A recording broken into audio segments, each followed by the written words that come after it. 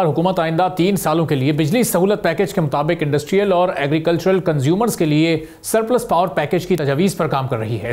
इजाफी इस्तेमाल पर हुकूमत की जानिब से बिजली की रियायती कीमतों की पेशकश करने का मनसूबा भी तैयार किया जा रहा है। एक्सपोर्ट सेक्टर समेत बिजली सहूलत पैकेज तमाम इंडस्ट्रीज के लिए दस्तियाब होगी। डेटा सेंटर्स और क्रिप्टो माइनिंग के लिए इजाफी बिजली के इस्तेमाल पर कम से कम निर्ख देने की तजवीज़ भी ज़ेर गौर है। घरेलू सार्फिन पर बोझ बनी हुई क्रॉस सब्सिडी को खत्म करने के लिए हुकूमत अब डायरेक्ट सब्सिडी स्कीम लाने का सोच रही है। मई 2025 में पावर सेक्टर पर सर्कुलर डेट 2.47 ट्रिलियन रुपए था। हुकूमत के मुताबिक कर्ज बढ़ने की वजूहात में डिस्कोस की नाअहली, टेक्निकल लॉसेज और नेपरा के आदाफ के मुकाबले में रेवेन्यू में कमी है।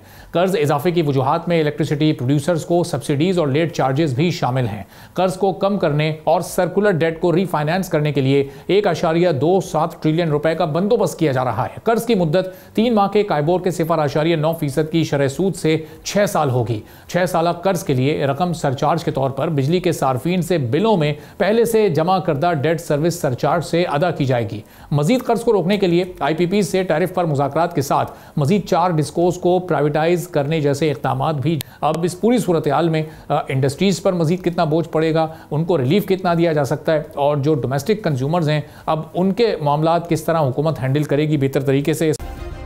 सब्सक्राइब करें और बेल दबाएं ताकि कोई खबर रह न जाए।